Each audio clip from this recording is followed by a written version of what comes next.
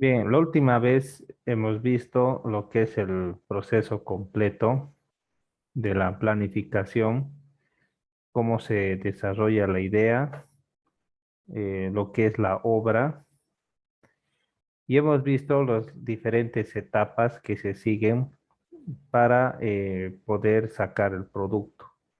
Es decir, que se identifica la necesidad del problema, se plantea soluciones y se establece cuál es la solución más acertada. Y una vez que se selecciona la opción más correcta, bueno, empieza lo que es el plan de financiamiento para realizar un proyecto a diseño final, su licitación y al final la construcción del mismo. Eso habíamos visto la anterior clase, ¿no? Y es importante porque el proyecto va a ir orientado a esto. Les voy a explicar en qué consiste la segunda parte del proyecto. Cada uno de ustedes ya ha elegido una población y tiene también la información socioeconómica, demográfica de esa población o ese lugar. Y también han detallado el sistema de transporte actual que tiene esa población. Ahora, la segunda parte, quiero que hagan un informe y identifiquen una necesidad, ¿sí? Una necesidad que tengan las personas de ese lugar, el cual se puede hacer algo en sentido de ingeniería que pueda ayudar, ¿no? Simplemente una idea. Por ejemplo, mm, yo había escogido para mí la población de Tapacarí. Si alguien alguna vez ha ido o conoce, es un lugar que es muy difícil poder llegar.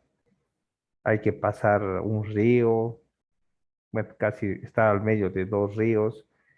Antes no había un puente, pero creo que recién ya el puente se inauguró y se mejoró el camino.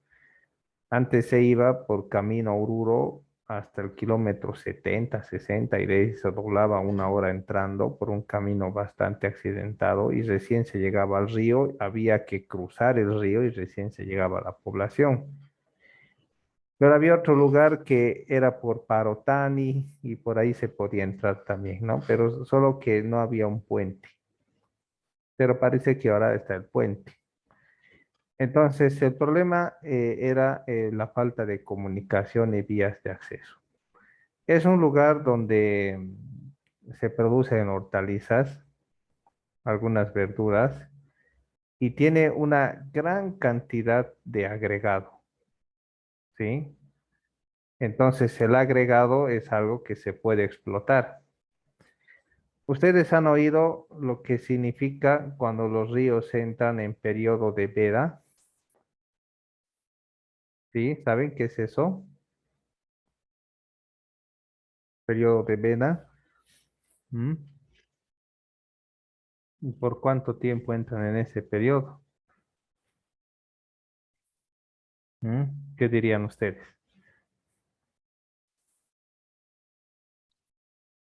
¿Mm?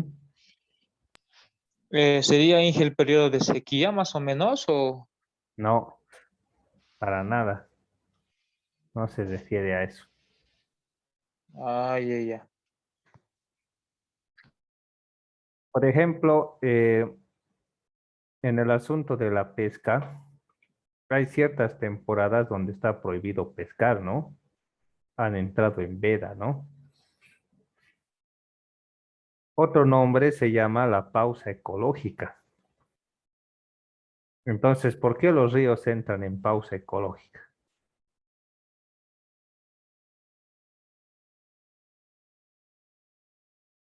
¿Han escuchado sobre eso?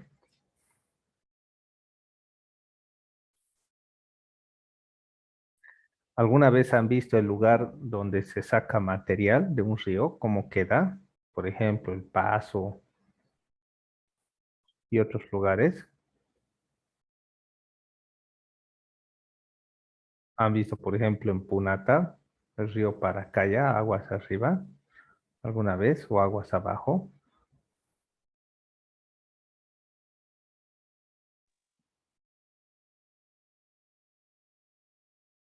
A ver, Josué, ¿alguna vez has visto el río Paracaya en la avenida Santa Cruz?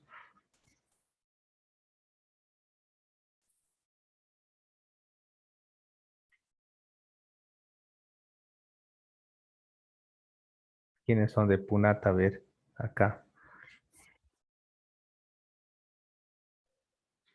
Presente, Inge. A ver, Hadi, ¿has visto alguna vez?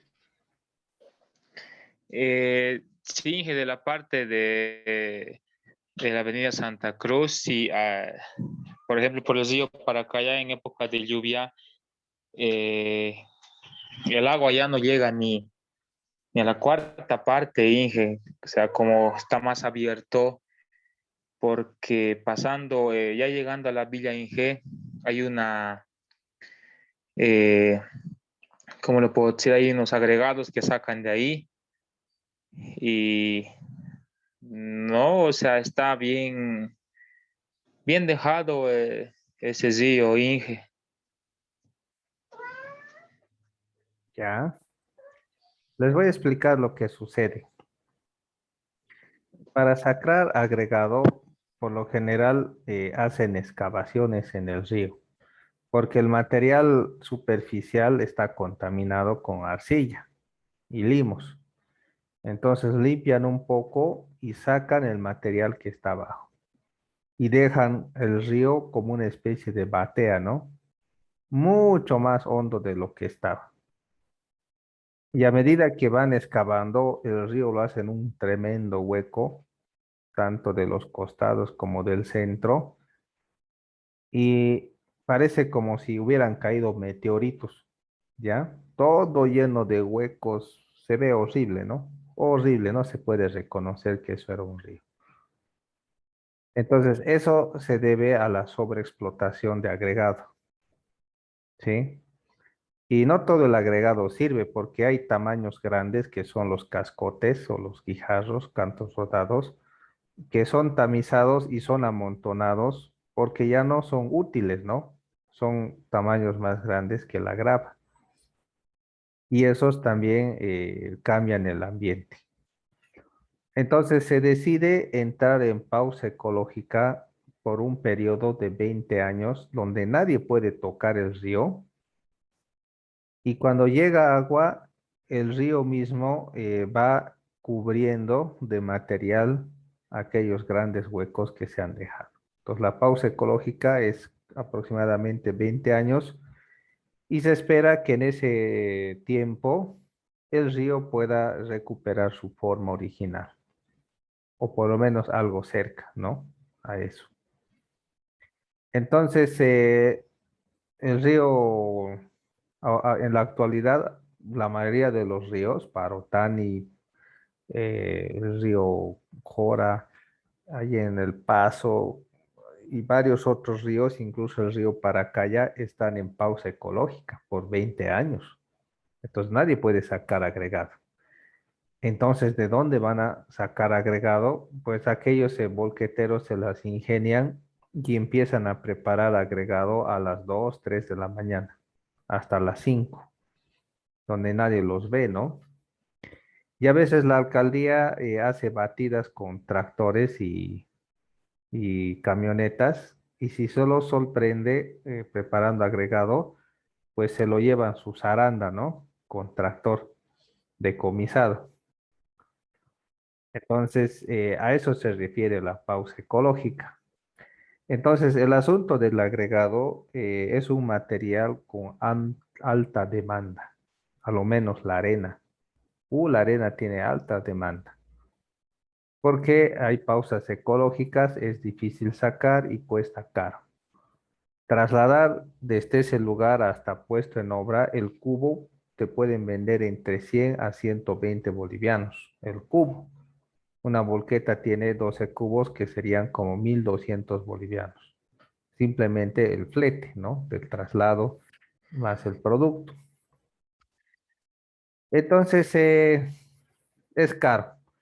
Pero en ese lugar de que les estaba hablando, de Tapacarí, hay una gran cantidad de agregados. El lugar es pobre, ya la gente es pobre, tiene una vida muy sencilla, pocos recursos, pero ellos podrían vender agregado. Pero para poder vender agregado, necesitan tener buenos caminos. Entonces, quizás la necesidad por la falta de progreso tendría que ser mejorar el camino y la construcción de puentes. Entonces, ya he identificado el problema. El problema que no tiene buenos accesos y necesita infraestructura, ¿sí? Entonces, si no hay un buen camino, no hay buenos accesos, no hay infraestructura para eso, entonces el transporte es limitado. Para ir a ese lugar, jóvenes, se va en camión, ¿ya? No hay micro, ni taxicito, ni trufi, es camión, ¿no? Uno se sube al camión solo en días de feria. En Quillacollo, solo días de feria llega el camión hasta mediodía y de ahí se vuelve a ir, ¿no? No está todo el día el camión. Entonces, uno llega desde ese lugar en camión, hace las compras y el camión sale a cierta hora, todos cargan y se va con la gente que ha venido. Ese es el sistema de transporte. Entonces, es limitado.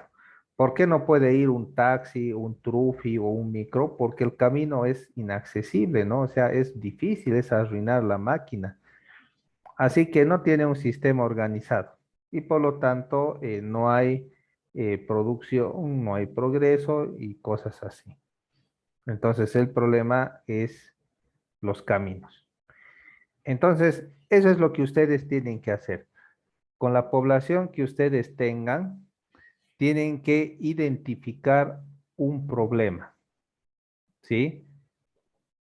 Tienen que identificar un problema y describir el problema y cómo afecta el problema al progreso en sentido económico y en todo sentido a esa población. En algunos de esos casos podría ser el congestionamiento vehicular. Por ejemplo, en la zona de Punata, ¿alguna vez han visto cómo es el día de feria, los martes? Pueden ingresar las movilidades con normalidad al centro, pues parece que los comerciantes cada mes crecen, ¿no? Cada vez hay más comerciante y la feria se va aumentando cada vez más y más, ¿no? Es una de las ferias más grandes del Valle Alto. Entonces, ya que los comerciantes se asientan por todo lado, los accesos son totalmente limitados, ¿sí? Y hay un caos vehicular terrible, ¿no? Cuando hay feria. Entonces, ese es un problema, ¿no? Ese es un problema. Y podrían identificar otras cosas en otros lugares y pueden señalar las causas y qué es lo que ocasiona ese problema. ¿De acuerdo? Tienen que hacer un pequeño informe de eso. Entonces, un informe de unas 3 o 4 páginas con cuadros, con imágenes y demás, algo bien hecho, es suficiente. ¿De acuerdo? A ver, preguntas sobre esto.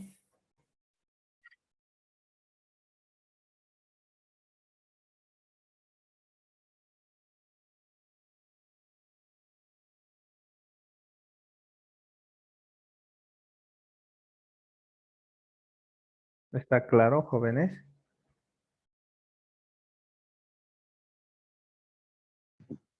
Mire, Bien, ingeniero, ¿qué pasó, Eric? lo que vamos a averiguar sobre el problema de nuestro proyecto, vamos a aumentar el proyecto que ya hemos hecho, ¿no vea? La primera parte. Sí, van a aumentar. Pero en este caso, no presenten la primera parte, sino directamente la segunda. Donde tienen que presentar completo el proyecto es en el examen final, ¿ya? Entonces, simplemente presenten la parte que corresponde. No es necesario que presenten todo, ¿ya? Más el primero, sino simplemente el segundo. Y cuando presenten todo, ahí está todo en formato bien ordenado, ¿no? ¿De acuerdo? ¿Qué más, jóvenes? Sí, ¿Alguna otra pregunta más?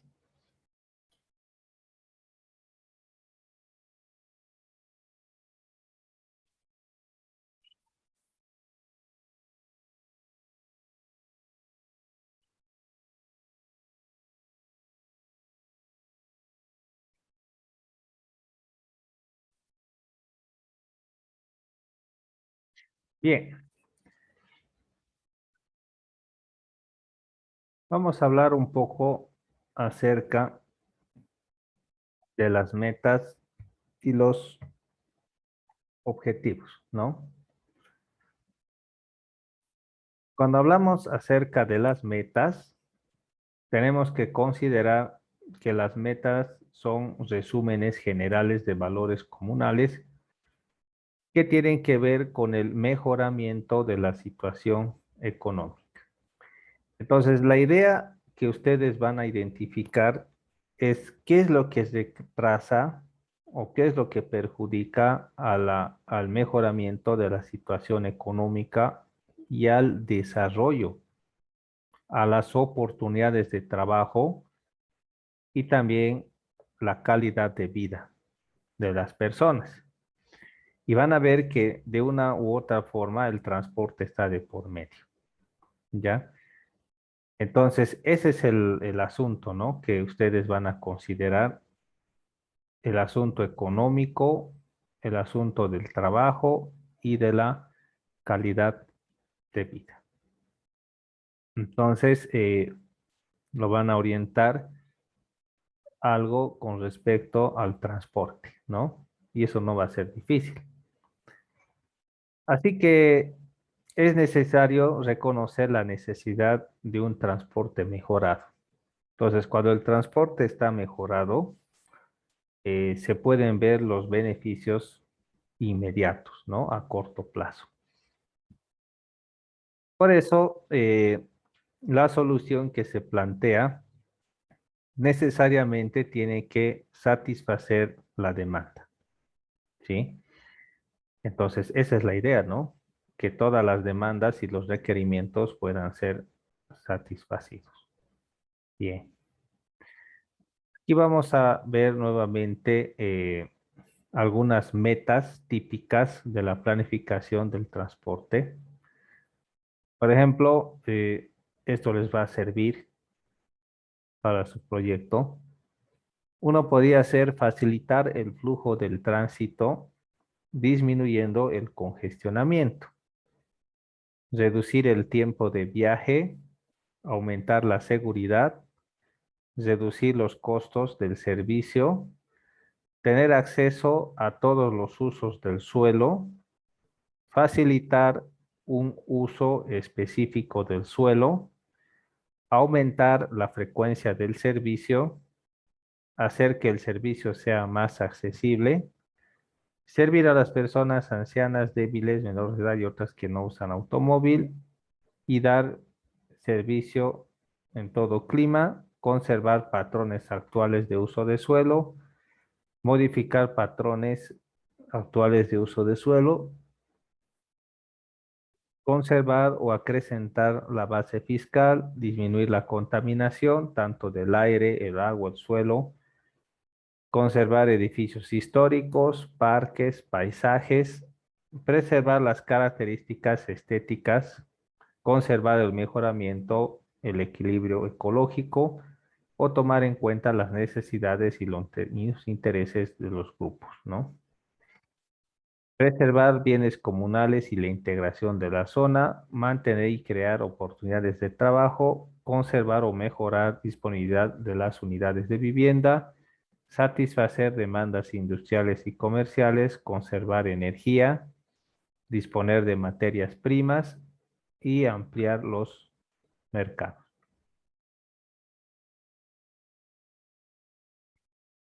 Todas estas son algunas buenas metas que se pueden poner.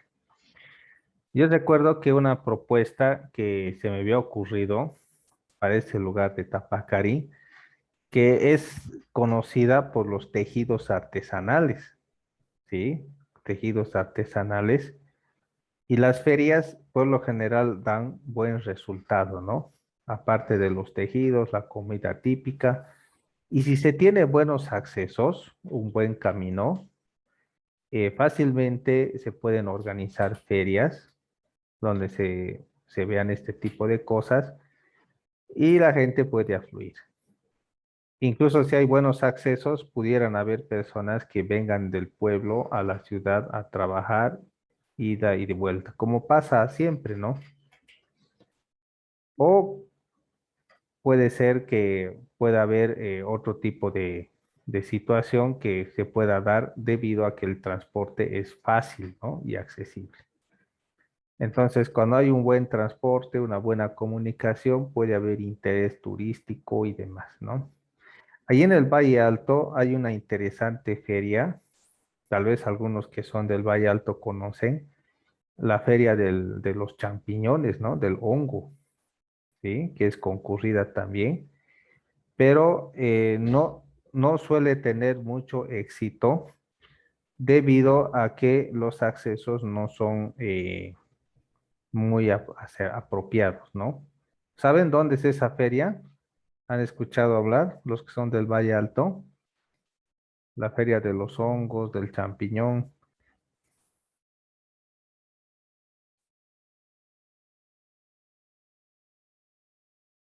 ¿Mm? No conoce,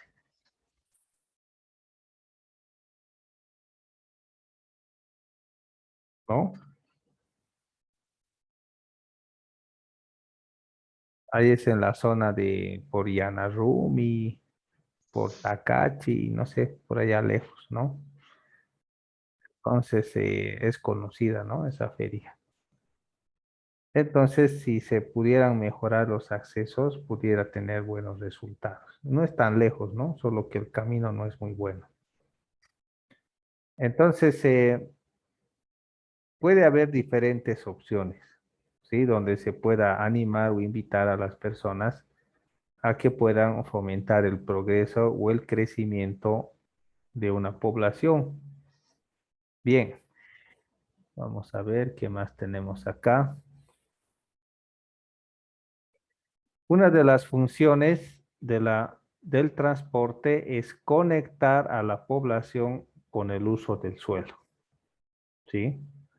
Una meta adicional será asegurarse de todos los usos propuestos del suelo y los núcleos humanos tengan accesibilidad mutua. Es decir, que los espacios tienen que ser bien aprovechados, ¿no?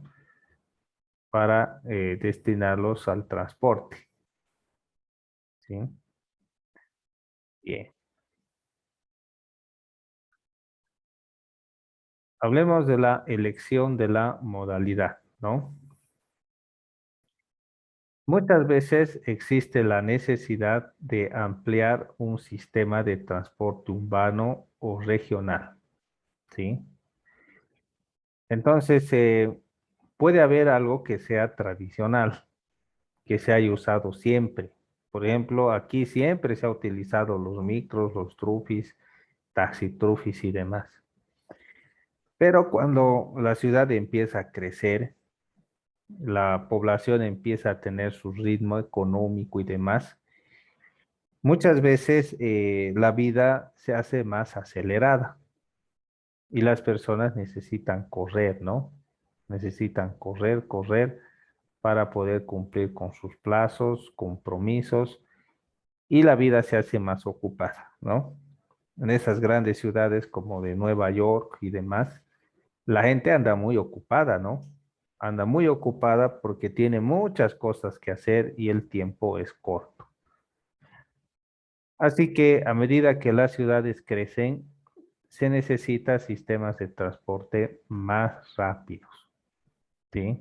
Y eso habíamos visto en algunos videos, que hay gente que necesita ir a otros lugares y viaja en avión, porque el avión es rápido, pero tarda mucho en subir y bajar del avión. pero hay otros tipos de trenes de alta velocidad que les permiten llegar mucho más rápido. Y eso es ventajoso para la actividad acelerada que ellos eh, realizan, ¿no? Por eso hay que ser observadores y se pueden aprovechar las vías férreas, las vías acuáticas o las carreteras o quizás el espacio aéreo para hacer un transporte más eficiente que se acomode a las nuevas circunstancias. No siempre tiene que ser lo tradicional. Fíjense, este asunto de los teleféricos en La Paz ha traído una muy buena solución a personas que no tienen tiempo y necesitan trasladarse, ¿sí? Entonces hay gente que necesita trasladarse, necesita ir rápido, pero y no puede estar atascada en un congestionamiento vehicular. Aunque quizás el teleférico no le lleva directamente al sitio que quiere, pero sí le hace un gran salto y evita un gran congestionamiento y de un lugar más tranquilo puede tomar transporte que le puede acercar al lugar que él necesita. Entonces resulta conveniente. O a veces algunos hacen conexiones entre líneas de teleférico y rápidamente pueden llegar al lugar que ellos requieren. Entonces ahorra bastante tiempo.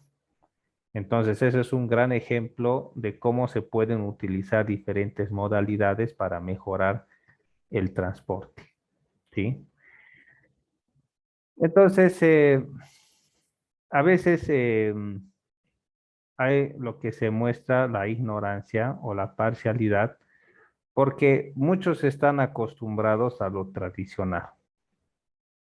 Hay que ser de mente abierta y ver la oportunidad y las opciones de probar diferentes modos de transporte que pueden ser más eficaces, ¿no?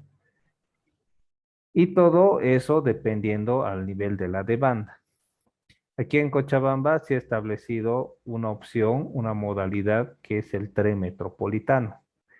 Sin duda eso va a acelerar el tráfico vehicular, ¿sí? Mejor dicho, va a acelerar el transporte, va a hacer llegar a las personas de un lugar a otro en poco tiempo. Imagínense, si ustedes están en Punata y quieren ir a Quillacollo, es toda una aventura, ¿no? Ese viaje. Pero ¿qué es lo que hacen? Ya con el nuevo camino pueden llegar más rápido a la zona de la, de la entrada cara a cara, donde es la estación final del tren metropolitano. Toman el tren y ese tren directo pasa a la ciudad y les lleva en pocos minutos hacia Quillacollo, por decir así, ¿no? Porque antes tenían que, ni bien entraban por donde es yacimientos, ya había el congestionamiento. Llegar de yacimientos hasta las 6 de agosto es congestionado, no es rápido. Entonces se paran en las 6 de agosto, agarran el trufi de Quillacollo y tienen que esperar a que se llene, ¿no? De pasajeros. Una vez que se llena, va por la 6 de agosto, por el aeropuerto, no es tan fluido el tráfico y después va a la Blanco Galindo y empieza a recorrer varios kilómetros que tampoco es tan fluido, ¿no? Porque hay mucho vehículo. Así que les toma su tiempo. Pero con esa nueva modalidad ya se bajan antes de la trancadera, por decirlo así, toman el tren, sale y ya les puede llegar sin paradas, ¿no? Directo a su destino. Tal vez parará un poco, ¿no? En algunas paradas, de ahí se va a ir hasta que tenga su cometido, ¿no? Entonces, eso es beneficioso.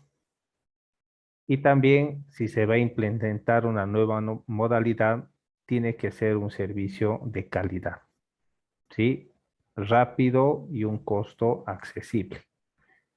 Bien, aquí habla acerca de los teleféricos, que son una buena idea que ha surgido y bueno, ha tenido un gran efecto. Bien, ahora sí vamos a ver algo. Perdón, Inge, ¿Qué pasó? Tenía una duda, una observación en cuanto al tren metropolitano. En lo que se trata, por ejemplo, de la vía, existe solo una, ¿no es cierto? Ujú, Eh, entonces, se supone que va a trabajar, o no sé, dos, tres trenes, más o menos la idea. ujú. Entonces, si existe solo una vía, ¿qué pasa cuando hay un tren de ida y un tren de vuelta? O sea, que eso yo lo veo como un problema, ¿no? Y es algo que no sé si lo han pensado los ingenieros Mm. que han trabajado en este proyecto. Esto ya lo vamos a ver en su debido momento, cómo han solucionado ese problema, ¿no? Porque para poder construir han tenido que ver la factibilidad y todos los asuntos, ¿no? Que están pendientes, ¿no? Entonces ya vamos a ver cómo van a solucionar ellos ese inconveniente, ¿no? Puede que salgan seguidos, ¿no? Tres, así, y puede que esos mismos tres vuelvan, así, ¿no? Cada cierto tiempo y otra vez, tin, tin, tin. Eh, quizás van a dividir el tiempo de llegada. Quizás puede ser que de una parada a otra parada sea una hora, ¿ya?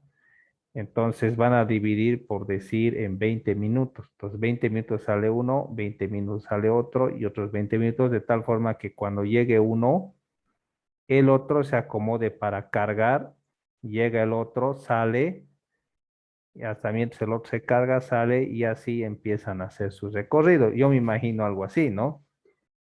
Entonces no La- la- sabemos. no habría mucha fluidez, ¿no? Cada cierto tiempo, entonces los pasajeros no tendrían cómo transportarse. mm, ¿Han visto en ese tren de Londres? Solo tenían dos vías, ¿no? ¿Y cuántos trenes eran? Fuera de España, ¿no? Eran cientos de trenes que tenían, ¿no? Por no decir varios.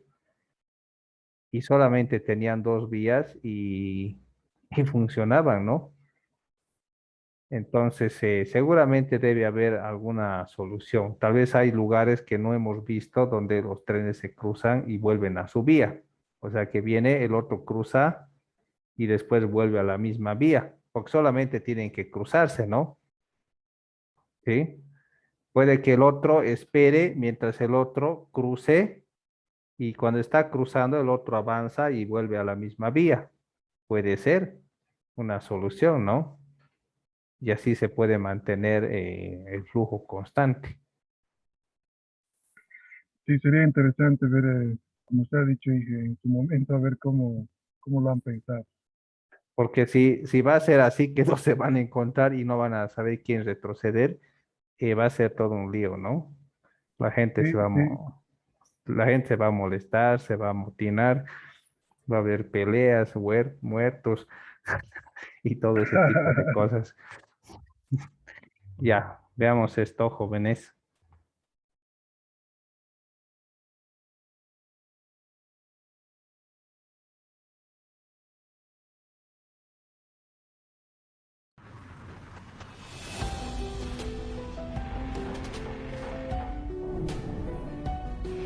A la humanidad se le han concedido grandes dones. Y puede que el mejor de todos sea nuestra imaginación. Porque, a fin de cuentas, es lo que nos permite darle forma al mundo que nos rodea. Y un buen ejemplo de ello son los grandes edificios y la arquitectura de nuestro entorno. Pero, ¿qué obras arquitectónicas no deberíamos perdernos por nada? Descúbralo en Top 10, el arte de la arquitectura. El término megaestructura, ampliamente utilizado en el mundo actual, está compuesto por dos palabras de dos idiomas diferentes, griego clásico y latín. Mega deriva de la palabra griega megas, que significa grande o enorme, mientras que estructura proviene del verbo latino estruere, que significa componer, construir o montar. Por lo tanto, tiene sentido que las primeras megaestructuras fueran construidas por civilizaciones antiguas, especialmente los romanos, que desde hace 2000 años lograron cubrir la antigua Europa con una impresionante red de calzadas pavimentadas de 150.000 kilómetros de longitud. Las más célebres megaestructuras de transporte.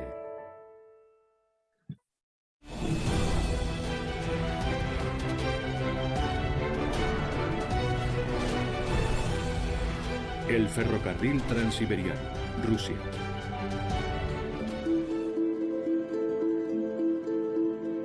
Una de las construcciones más caras, desafiantes y atrevidas de la historia debe ser sin duda el ferrocarril transiberiano. Todavía hoy, más de un siglo después de que se instalaran sus primeras vías, sigue siendo el ferrocarril más largo del mundo.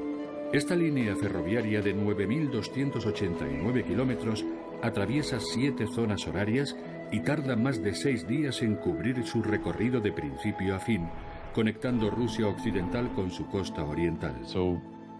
Así que sigue cumpliendo totalmente hasta hoy el cometido de una autopista. Atraviesa territorios salvajes, cruza las amplias vías fluviales de ríos y arroyos rusos y continúa su camino inexorablemente a través de bosques aparentemente interminables. El primer punto de partida es la terminal de Yaroslavsky, en Moscú. Partiendo de la capital rusa, el ferrocarril pasa por Yaroslav, cruzando el Volga, el río más largo de Europa. En el kilómetro 1777, en los montes Urales, el ferrocarril atraviesa el límite geográfico entre Europa y Asia. Más adelante, las ciudades de Ekaterimburgo, Omsk, a orillas del río Irtis, y Novosibirsk, la metrópoli más grande de la región de los Urales, cruzando el río Obi a su paso. Cerca de la ciudad de Krasnoyarsk, el ferrocarril cruza otro río aún más grande, el Yenisei. En Irkutsk, una de las ciudades más grandes de Siberia, la vía del tren pasa a través de las orillas pavimentadas del lago Baikal, considerado el más profundo y antiguo del mundo.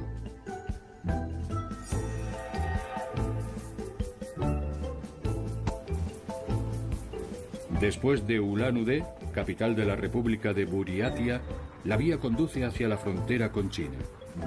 En la ciudad de Khabarovsk cruza el río Amur. Su destino final es la ciudad de Vladivostok, en la costa del Pacífico.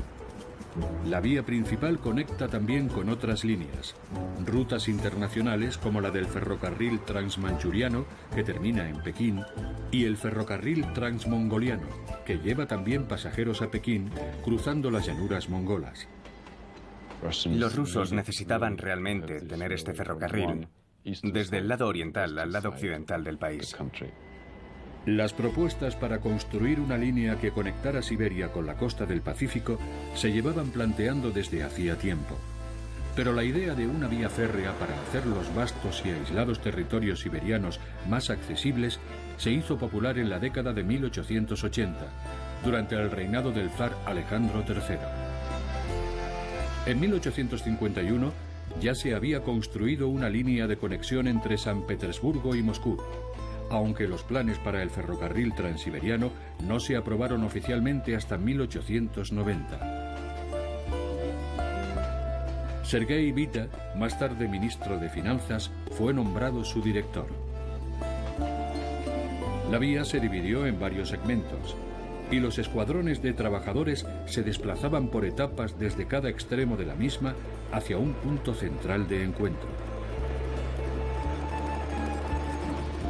La construcción no estuvo exenta de problemas como la falta de tiempo o las limitaciones financieras. No había dinero suficiente para dinamita y los trabajadores tuvieron que excavar todos los túneles manualmente. Debido a los exiguos salarios y las malas condiciones, se recurrió a presos y más tarde a soldados. Pero estos se negaron a trabajar con delincuentes y se amotinaron. Ríos desbordados, pantanos plagados de enfermedades, climas extremos y jornadas agotadoras. Todos estos factores configuraron la construcción de un ferrocarril por personas obligadas a trabajar como esclavos. Pese a todos estos contratiempos, la obra se completó y fue inaugurada en 1905. El diseñador de joyas Peter Carl Fabergé creó uno de sus famosos huevos para rendir homenaje a esta hazaña de la ingeniería y de la determinación obstinada. El zar Nicolás II regaló esta pieza a su esposa, la emperatriz Alejandra Fiodorovna.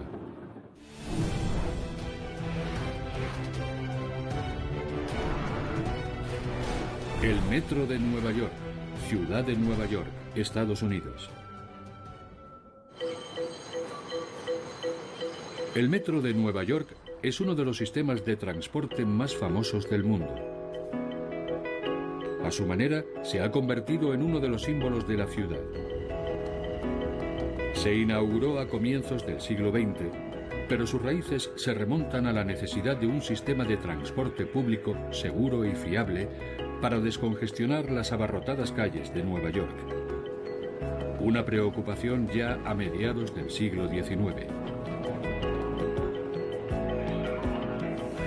En aquella época, los Estados Unidos se habían convertido en el destino principal para millones de inmigrantes de todo el mundo que buscaban la oportunidad de una nueva vida.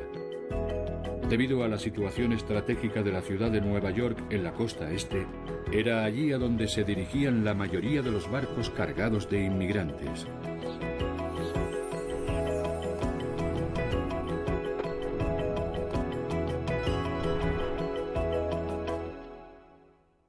La mejor parte es que en realidad vas por el subsuelo, pero también ves la ciudad.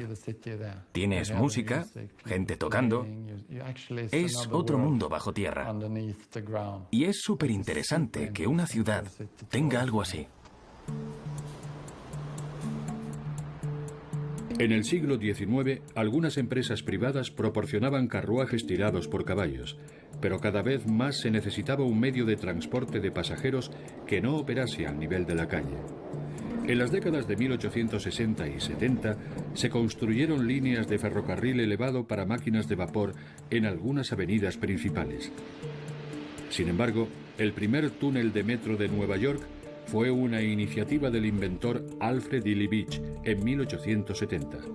Medía solo 95 metros y un equipo con 6 excavadoras logró construirlo en 58 días. Permitía el tránsito de un solo coche neumático. El metro de Beach se convirtió en una gran atracción, pero no podía satisfacer las necesidades del transporte público. A los 3 años se cerró. La dificultad de construir un sistema de ferrocarril urbano subterráneo fue siempre la interacción entre el túnel y las calles y las casas de arriba. Así que los ingenieros tenían que ser muy cuidadosos.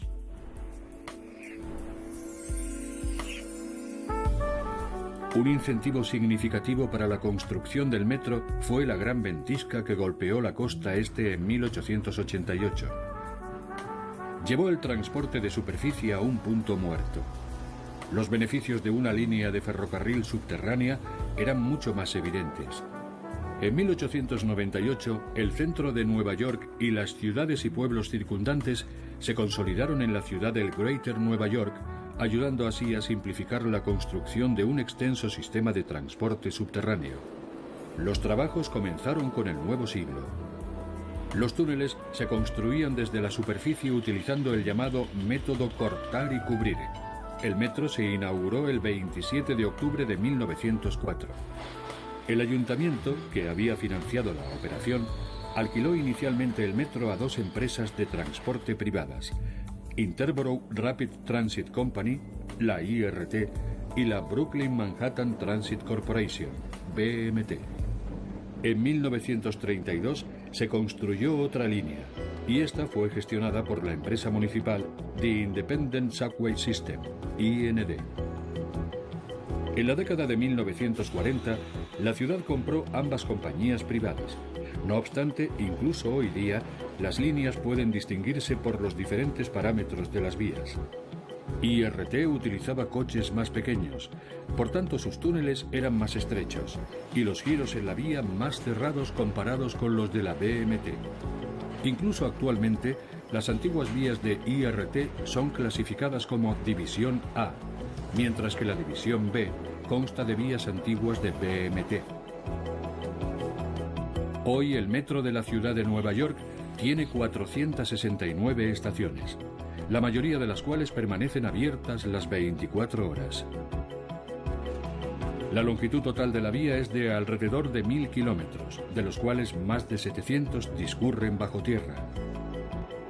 El resto de las vías son elevadas o se encuentran a nivel de calle.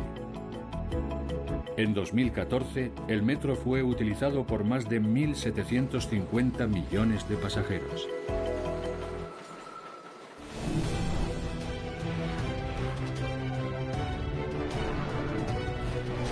El Eurotúnel, Reino Unido, Francia.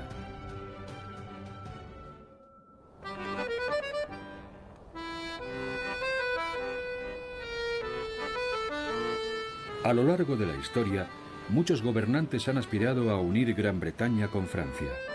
Han luchado por la unificación política o por más poder sobre los dos países con resultados dispares. No obstante, estos dos países, separados por el Canal de la Mancha, llevan unidos desde finales de 1994 por el túnel ferroviario que transita bajo el fondo del Canal de la Mancha. La idea de conectar los dos países se discutió por primera vez en el siglo XIX a ambos lados del canal. En 1880 se llevaron a cabo estudios topográficos y de construcción en los territorios inglés y francés. Sin embargo, los británicos dieron marcha atrás por cuestiones de seguridad nacional. Tras la Primera Guerra Mundial, se volvió a discutir sobre la construcción del túnel, aunque sin resultados tangibles.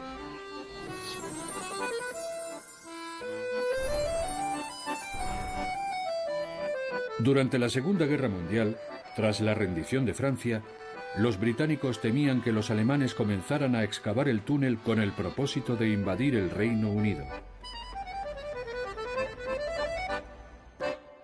En general, cuando llevas a cabo este tipo de megaestructuras, lo que haces es lo mismo que Internet: conectar a la gente mucho más rápido. A mediados de los años 50 se vivió un renacimiento de la investigación geológica. En 1973 se firmó finalmente un acuerdo entre los dos países por el primer ministro británico Edward Heath y el presidente francés Georges Pompidou. Y un año después comenzó la excavación de los túneles. En 1975, sin embargo, el gobierno laborista británico detuvo el proyecto. No fue hasta 11 años después, con el regreso al poder del Partido Conservador, cuando se renovó el acuerdo.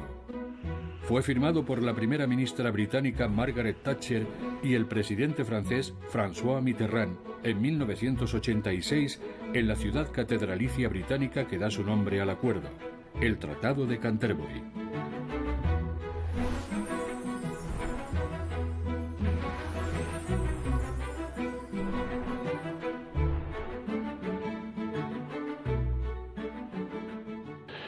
Sobre todo para la gente. Si imaginamos que viajamos desde el centro de París al centro de Londres en un tiempo muy corto, con trenes de alta velocidad no hay comparación posible.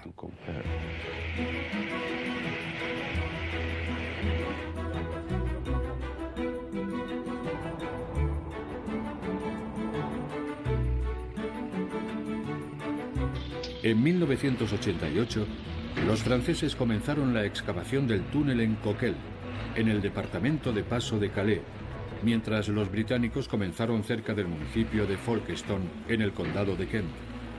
Los británicos utilizaron una tuneladora para perforar marga calcárea.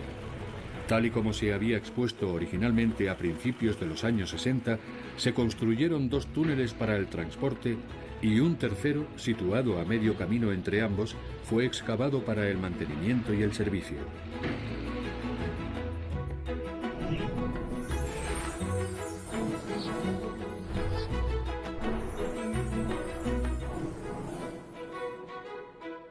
Es interesante señalar que el público estuvo siempre a favor de un túnel para automóviles. Problemas de ventilación y la dificultad de lidiar con accidentes de tráfico representaban, sin embargo, obstáculos insoslayables. Así pues, se decidió concentrarse en la alternativa ferroviaria. Hoy día, los pasajeros del tren Eurostar pueden viajar a través de un túnel de 50,5 kilómetros de longitud, de los cuales casi 38 discurren bajo el fondo del Canal de la Mancha. Obviamente, los trabajadores que viajan a diario y el resto de pasajeros son atendidos por el Eurotunnel Shuttle. Los trenes de carga pueden también utilizar el túnel. Las estaciones a cada lado del canal están conectadas con autopistas, lo que garantiza un mejor acceso para quienes viajan en automóvil o autobús. Además, a comienzos del milenio, los británicos construyeron una vía férrea de alta velocidad desde la estación St. Pancras, en Londres, hasta el Eurotúnel. El viaje de Londres a París solo dura 2 horas y 15 minutos. Uno de los primeros pasajeros de la línea submarina fue la reina Isabel II, que junto con el presidente francés François Mitterrand inauguró oficialmente el túnel el 6 de mayo de 1994. Según Eurostar, desde entonces, más de 366 millones de pasajeros han viajado a través del denominado Channel.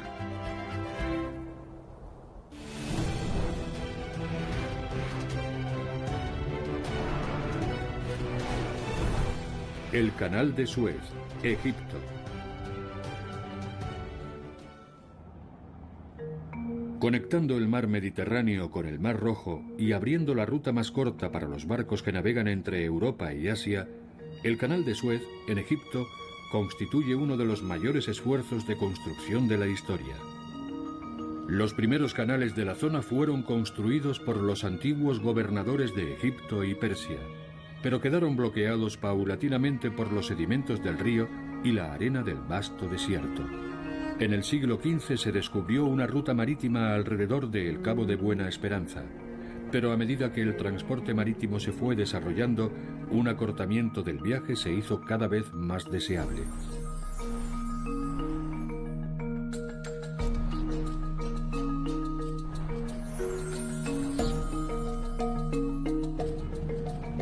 Los intentos de construir un canal resurgieron en 1798 con la invasión de Egipto por Napoleón Bonaparte. Casi 60 años después, un ingeniero y diplomático francés llamado Ferdinand de Lesseps intentó resucitar el gran plan. Cuando planificas la construcción de un canal, como el Canal de Suez,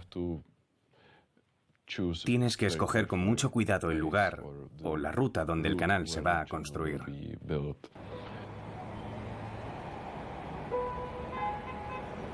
En 1854 obtuvo la concesión para construir el canal de su poderoso amigo Said Pasha, gran visir del Imperio Otomano.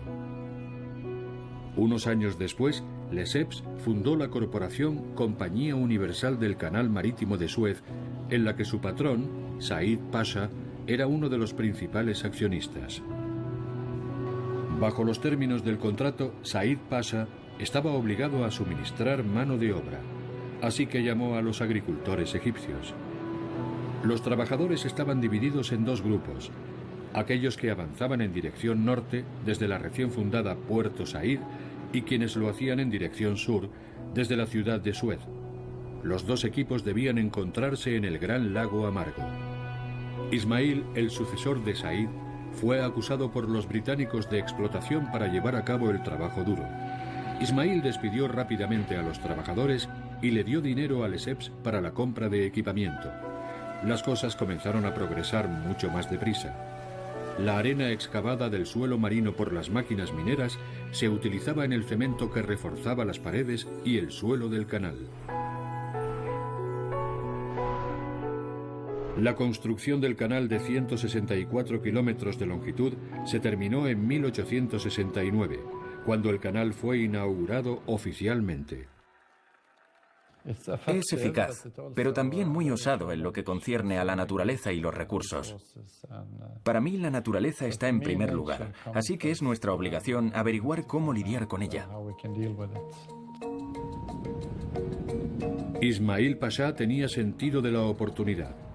Para conmemorar la inauguración del canal, ordenó la construcción del Teatro de la Ópera de El Cairo, que albergó el estreno de la ópera de Verdi, Aida.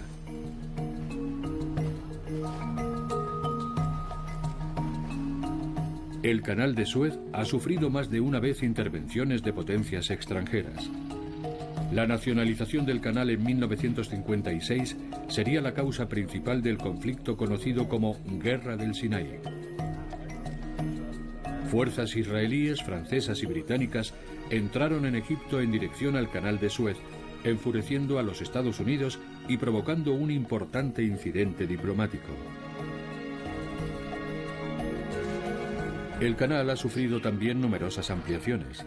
Por ejemplo, en 1956 tenía una anchura de 148 metros y en 2010 se amplió a 313. En 2014 comenzaron los trabajos en el denominado Nuevo Canal de Suez, un canal paralelo entre los kilómetros 60 y 95. El propósito de la nueva vía es asegurar el tráfico paralelo en dos direcciones y acelerar la velocidad del mismo. El puente ferroviario El Ferdán, construido en 2001, que cruza el canal cerca de la ciudad de Ismailía, es actualmente el puente colgante más grande del mundo.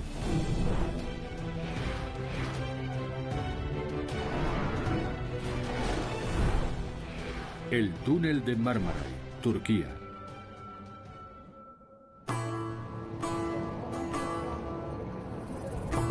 El Bósforo, cuyas costas abrazan la capital turca de Estambul, es más que un simple estrecho entre el Mar Negro y el Mar de Mármara. Desde tiempos inmemoriales se ha considerado una puerta de entrada entre Europa y Asia.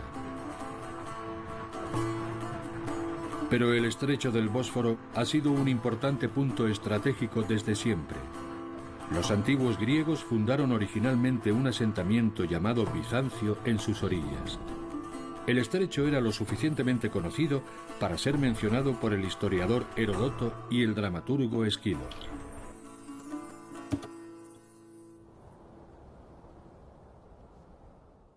Y para cumplir con el nuevo sistema de transporte ecológico. La primera persona que conectó sus orillas fue el gobernante persa Darío I. Alrededor del año 513 a.C., ordenó la construcción de un puente flotante hecho con los cascos de barcos de su flota. En los tiempos modernos, dos puentes colgantes atraviesan el Bósforo. El primero, llamado simplemente Puente del Bósforo, fue terminado en 1973. El segundo, construido en 1988, se llama Puente de Fatih Sultan Mehmed. Ambos tienen poco más de 1 kilómetro. Estambul, por supuesto, es una bulliciosa metrópolis con más de 10 millones de habitantes. Por tanto, huelga decir que el tráfico en los estrechos, ya sea por tierra o mar, es denso. En respuesta a ello, a comienzos del milenio el gobierno turco decidió construir un túnel ferroviario de 13 kilómetros y medio, parte del cual discurre bajo el fondo del estrecho del Bósforo.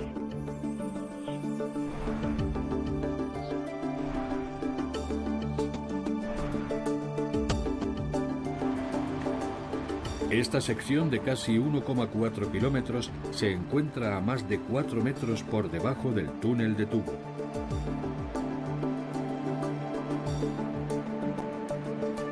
Fue construido también para soportar terremotos, muy frecuentes en Estambul.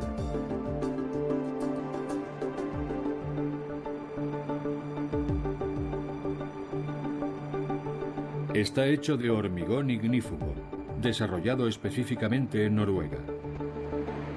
La sección submarina del túnel, que pesa en torno a 18.000 toneladas, consiste en 11 secciones, cada una de ellas con aproximadamente 110 metros de longitud.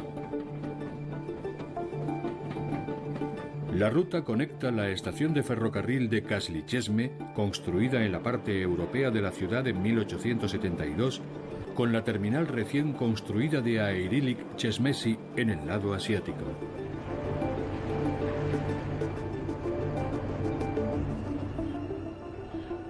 Los ingenieros turcos tuvieron más dificultades con la geología. porque es una base tectónica muy pesada y el riesgo de terremoto estaba muy presente. El trabajo de construcción estuvo precedido de un estudio arqueológico en Yenicapi, en la costa europea.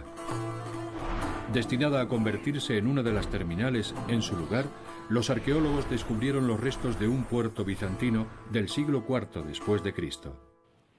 Si comparamos los cruces de los canales europeos y el túnel turco de Marmaray,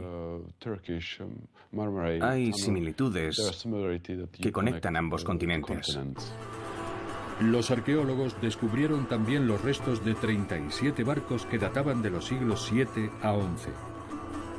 Estos fascinantes hallazgos, sin embargo, retrasaron los trabajos de construcción y el plan de inauguración del túnel en 2009 ha sido pospuesto más de una vez. Actualmente está en marcha la reconstrucción de las vías originales y su adaptación para el uso de trenes modernos. A las 11 paradas existentes se les unirán finalmente otras 36, conectando las estaciones de Halkali y Gebze, situadas a más de 75 kilómetros de distancia entre sí. En cierto sentido, todas estas megaestructuras provienen de la revolución industrial del siglo XIX y su optimismo y fe sin límites en la tecnología. Para bien o para mal, y a veces ambas cosas, fue esta revolución tecnológica e industrial lo que cambió radicalmente la configuración del mundo y dio origen a nuestra moderna civilización. Las necesidades primarias de esta nueva sociedad incluían el transporte rápido, eficaz y seguro de un número cada vez mayor de personas y grandes volúmenes de productos. Fue la necesidad de un transporte de masas eficiente lo que dio origen a las megaestructuras y a nuestra infraestructura de transporte contemporánea.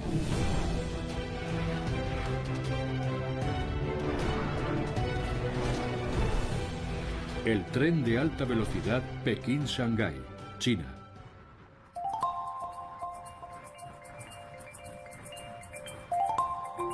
El tren de alta velocidad que conecta las dos megaciudades chinas de Pekín y Shanghái se puso por primera vez en funcionamiento el 30 de junio de 2011. Y alta velocidad es una descripción precisa. Mientras su vía férrea tiene unos 1.318 kilómetros de longitud, 819 millas, los trenes se desplazan por ella a velocidades de hasta 300 kilómetros por hora. Gracias a esa vertiginosa velocidad, la duración del viaje entre las dos ciudades ha descendido a solo 5 horas. Sin embargo, según los planes originales, la velocidad de los trenes se suponía que debía ser nada menos que 80 kilómetros por hora más alta. No obstante, desplazarse por una vía férrea con velocidades de funcionamiento de 380 kilómetros por hora resultó tener ciertas desventajas económicas imprevistas.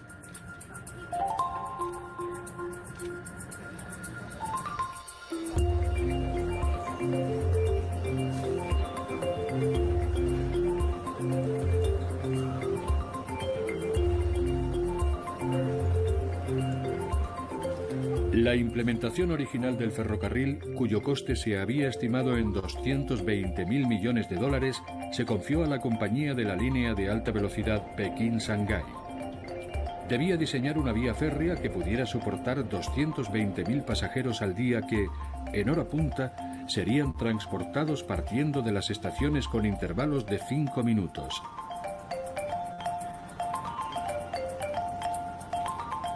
La vía debe afrontar subidas pronunciadas, así como numerosos ríos y valles. Incluye un total de 224 puentes, 2 de los cuales son verdaderamente únicos. El primero es un sistema de puentes o viaducto de 164 kilómetros llamado Gran Puente de Danjiang-Kunshan, y es el puente más largo del mundo. El segundo, también impresionante, es el viaducto de 114 kilómetros de longitud entre Langfang y Qingxiang, y en el momento de su construcción fue la segunda estructura más larga de su clase. En su viaje de más de 1.300 kilómetros hay también 22 túneles a lo largo del trayecto que suman una longitud total de 16 kilómetros. La vía férrea, que sorprendentemente no ostenta ningún récord de velocidad, es utilizada por varios tipos de trenes fabricados en China.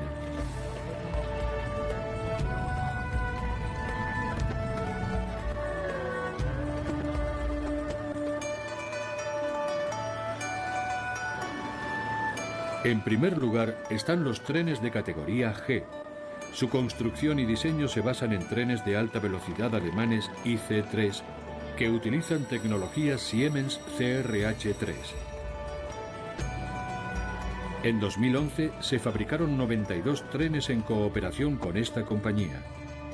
Presentan dos diseños con 8 o 16 vagones.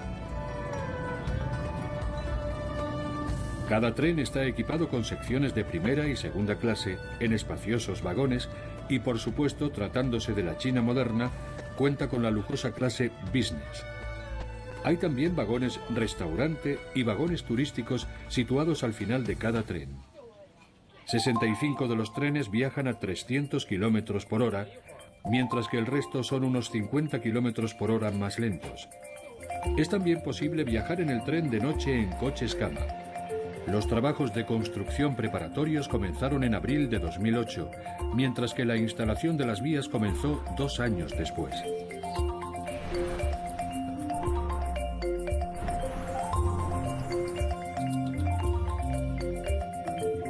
La construcción del ferrocarril de alta velocidad se completó el 4 de febrero de 2011, gracias en gran medida a las 130.000 personas que trabajaron en el montaje de este sistema de transporte ultramoderno.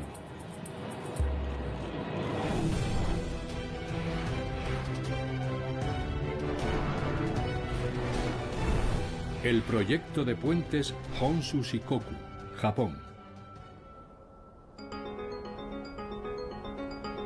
El proyecto de puentes Honshu Shikoku es un sistema de transporte que conecta Honshu, la isla más grande de Japón, con Shikoku, la isla más pequeña del país, antiguamente accesible solo por mar.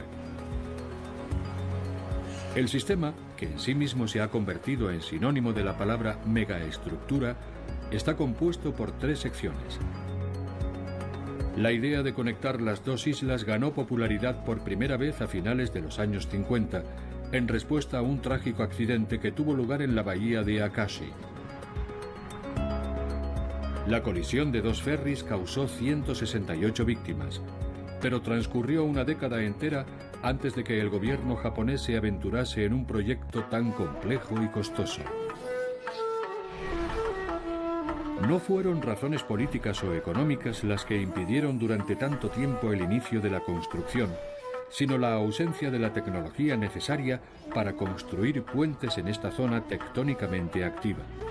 Una tecnología que se desarrolló a principios de los años 70. Cuando los japoneses intentaron conectar las grandes ciudades de Japón, tuvieron inevitablemente que enfrentarse a condiciones muy difíciles: montañas, el mar, bahías y también fenómenos como los terremotos. Los trabajos preparatorios comenzaron con un estudio del terreno en 1970, pero la construcción se retrasó debido a la crisis del petróleo del 73. La implementación de la primera fase duró una década y costó $7.000 millones. En el proceso se emplearon más de 3,5 millones de metros cúbicos de hormigón y 705.000 toneladas de acero. Y aunque se aplicaron estrictas medidas de seguridad, tuvo un coste de 13 vidas. Todas las megaestructuras están expuestas al clima. El clima influye enormemente en las estructuras, en sus materiales, y con mucha frecuencia su vida útil es muy corta.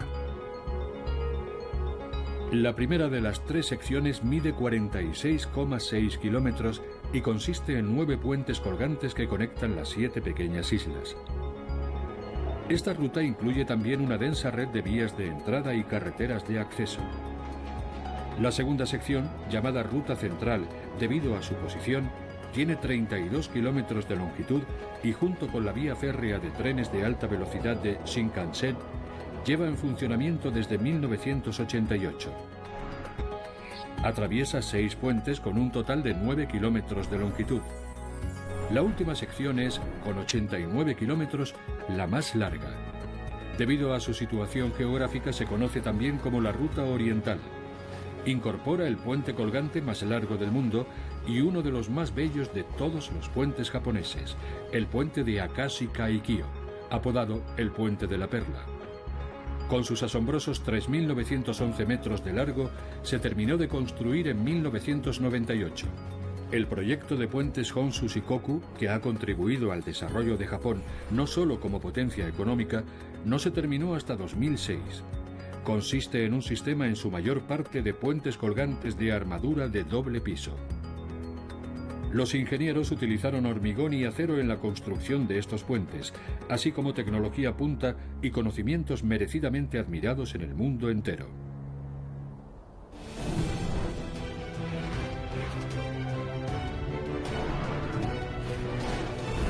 Carretera 1, Australia. Aunque Australia es el continente más pequeño del planeta y un país con una población menos numerosa que la de Tokio, tiene una de las redes de carreteras más largas del mundo. Su carretera nacional, conocida como Carretera 1, es una vía de circunvalación que discurre en dirección contraria a las manecillas del reloj, desde Melbourne hasta Adelaida. Mide 14.000 kilómetros y serpentea a través de las principales ciudades australianas como Sydney, Brisbane, Cairns, Darwin, Broome, Perth y Carnarvon.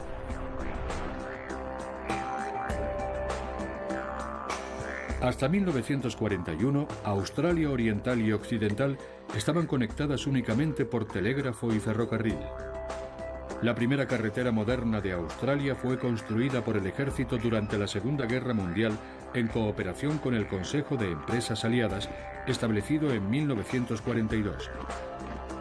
Después de la guerra, en 1947, el gobierno aprobó una nueva ley de carreteras. La Carretera 1 de Australia fue planificada. No fue creada a lo largo de los siglos, convirtiendo pequeñas carreteras en carreteras más grandes y luego en autopistas. Fue totalmente planificada. La construcción de la Carretera 1 de Australia comenzó en serio en 1955. Sin embargo, no es una autopista en el sentido estricto de la palabra. Es más bien una carretera convencional de 2 o 3 carriles. El tercer carril aquí es el carril de adelantamiento o overtaking lane, en inglés australiano. Las auténticas autopistas del tipo europeo o estadounidense con intersecciones a distintos niveles son raras en Australia. Este tipo de autopistas solo se ha construido en décadas recientes cerca de las ciudades más grandes. Muchas secciones están todavía en construcción. Una característica de algunas autopistas o autovías, como se denomina a estas carreteras de larga distancia en Australia, son sus carriles laterales para ciclistas. Se trata de una carretera que se topa con todos los problemas de ingeniería imaginables. El límite de velocidad suele ser de 110 kilómetros por hora, pero en el territorio del norte un coche puede circular unos 20 kilómetros por hora más rápido. Cualquiera que decida viajar por Australia en coche y tomar la carretera de circunvalación 1 debe tener en cuenta el hecho de que la red de gasolineras y áreas de descanso están a menudo situadas a 100 kilómetros de distancia o más entre sí.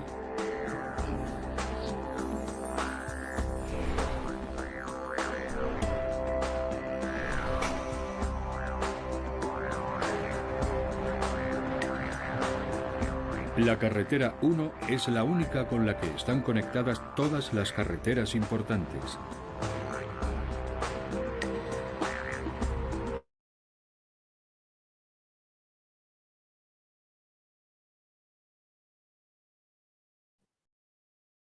Bien, saquemos una evidencia, por favor.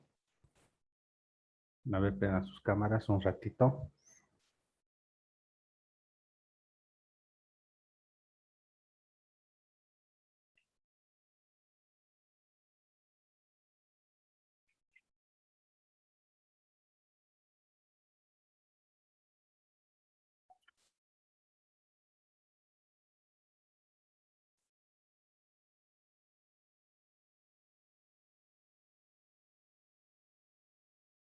Bien, nos vemos.